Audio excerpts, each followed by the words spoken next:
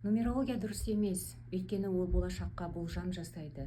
Бұл Аллаға серік қосқанмен бірдей деп жүрген адамдар үшін айтарым, нумерология ешқашан болашақты болжамайды. Себебі ол мүмкін де емес. Мынау әлемде бір ғана заң бар, ешкім бұза алмайтын. Оны адам да, періште де, шайтан да бұза алмайды. Ол заң таңдау еркіндігі.